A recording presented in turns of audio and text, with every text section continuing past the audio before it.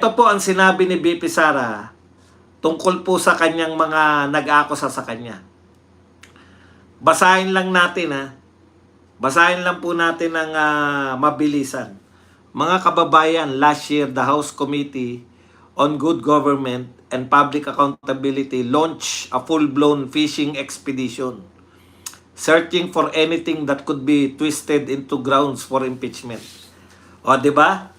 Inimbestigahan sila at all out po na nag-imbestiga. Ang tangi po nila nakita, Mary Grace Piatos.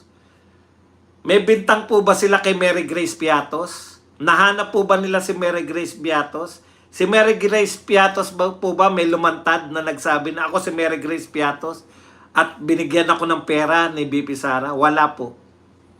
So ano ebidensya nila? Wala lang. Nakapagsampa sila ng impeachment kahit walang ebidensya? Opo, ang ebidensya nila, pag nagsampa ng impeachment, papabuksan nila yung bank account. Ganyan lang po eh. Kasi formula po yan, yung ganyan pong bubuksan yung bank account, kukontra sa salin. Formula po nila yan kay, anong pangalan nito? Kay dating Chief Justice Corona. Napatalsik po nila si Corona dahil po dyan, nag-fishing expedition. Kitang-kita ko po yung ano niyan eh, kasi nanonood ako eh. Siyempre, anti-corona ako noon. Dahil lahat ng mga, sa tingin ko mga magnanakaw, anti-magnanakaw ako eh. Pero nakita ko po, nung nilabas po yung bank account ni Corona, gigil na gigil yung mga prosecutor na naghanap talaga ng mga ebidensya laban kay Corona eh. Parang live, nakikita mo eh. Kaya masarap po manood ng live eh. Yung action naroon eh. Formula po nila yan. Akusahan nila si BP Sara na may anomalya, i-request nila ngayon na pabuksan yung bank account at anumang makitang pera doon ay sasabihin nila na galing sa nakaw. Fishing expedition. Ganyan din yung ginawa nila. Pinabuksan nila dahil mag-iimbestiga eh, di ba? Ni-request nila sa COA na buksan yung buksan po yung mga sinumite ng Office of the Vice President at DepEd kung paano ginamit. Confidential pad po yan ha. Nakita po nila. Ay, overpriced. Overpriced to. Oh, sino nagsabi na overpriced? Tawagin po natin ang ating testigo na overpriced to. Yung safe house daw, overpriced. Tawagin po natin ang marunong sa mga pabahay, Congressman Franz Pumarin. Pucha. Ano po dati yung trabaho? Congressman ako ngayon. Kaya ang sasabihin ko ay tama, overpriced nga yan. Puta, ano namang alam mo sa pabahay eh? Basketball player ka. Yun po, fishing expedition, di ba? Inakusahan nila na overpriced.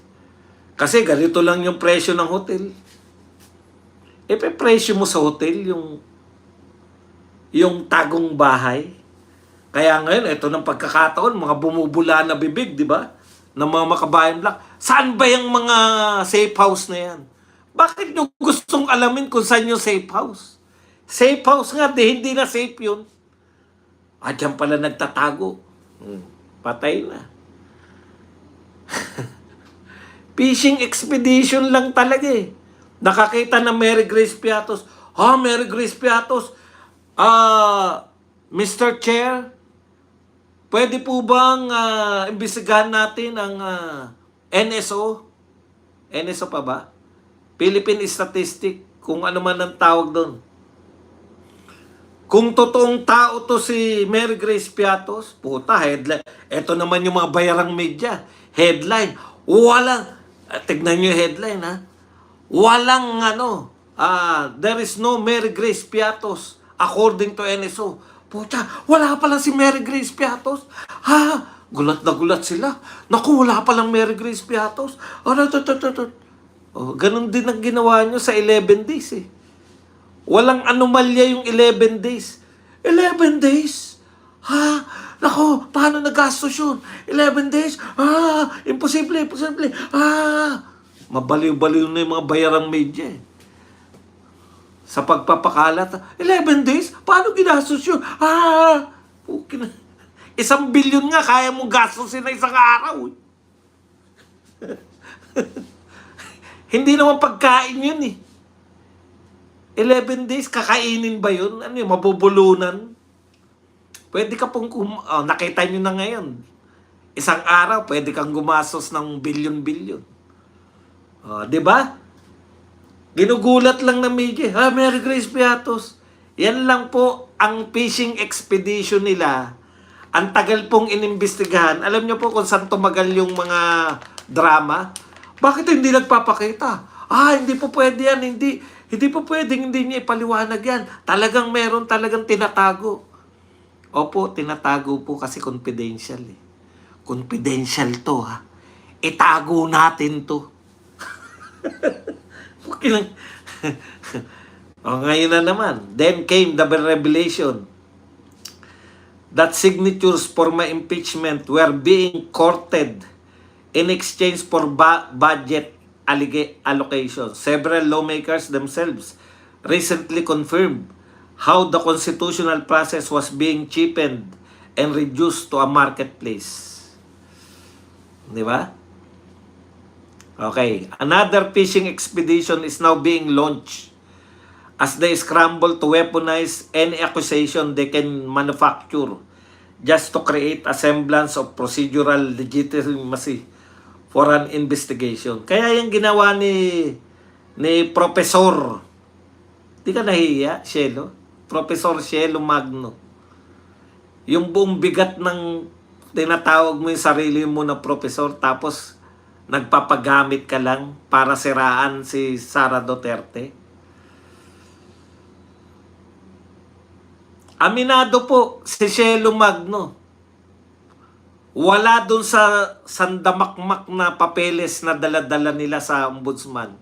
Wala silang ebidensya. Ano po ang sabi nila? Pabubuksan nila yung bank account at yung bank account ni BP Sara ang magpapatunay na mayroon talagang plunder na naganap. Plunder na naganap? Wala kayong ebidensya sa plunder? Yung paring adik halos mabuyoy pag nung tinanong siya eh. 'Di ba? Tinanong siya ng bakit daw niya hahanapin, confidential nga. Hindi. Dapat daw nauuna yung accountability bago yung confidentiality. O bakit hindi nyo sampahan ng reklamo si BBM? Kung yan ang katwiran nila, sige. Payag na tayo. Na yung confidential fund, dapat yan ay binubulgar. Pag hindi mo binulgar yan, may anomalya. Sige, payag tayo. Di sampahan nyo ng impeachment si BBM kasi taon-taon siyang may confidential fund, 4.5 billion ang confidential fund niya. Dapat ibulgar niya rin.